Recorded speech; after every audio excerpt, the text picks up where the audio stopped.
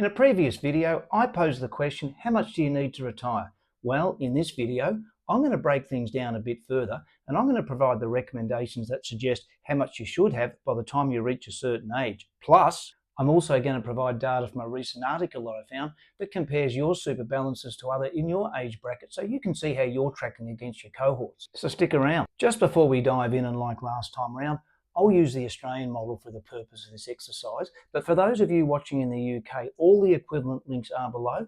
And look, to be frank, the picture is pretty similar there as it is in Australia, albeit by a slightly greater margin, so you get the idea. So cut into the chase. You'll recall the Association of Super Funds Australia, ASFA, recommended that the average superannuation balance at the age of 67 to enjoy a comfortable retirement should be $690,000 for a couple and $595,000 for a single person. And just to clarify, those figures are based on the assumption that the retiree withdraws their super at a lump sum, relies on the part pension, and they own the family home.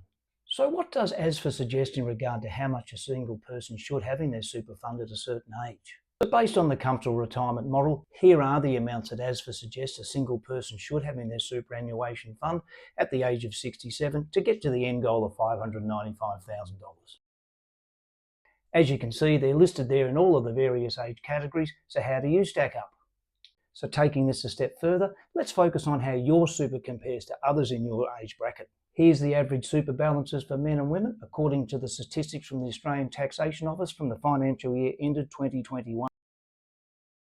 What you'll first notice here is that both men and women are behind when it comes to reaching retirement benchmarks.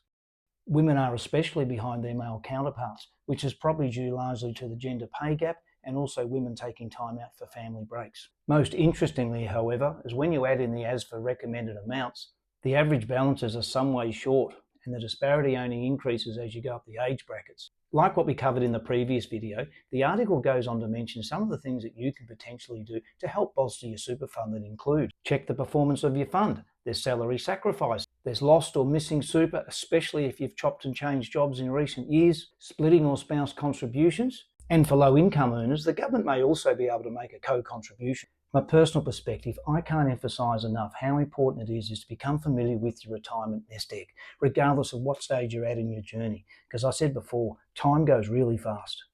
So guys, I hope the content I've provided today helps and provides you with further food for thought around all things planning for retirement. As always, I'm keen to hear your thoughts and comments, so if you like what you've seen today, be sure to give the video a thumbs up, hit that subscribe button, and I'll see you in the next video. Bye for now.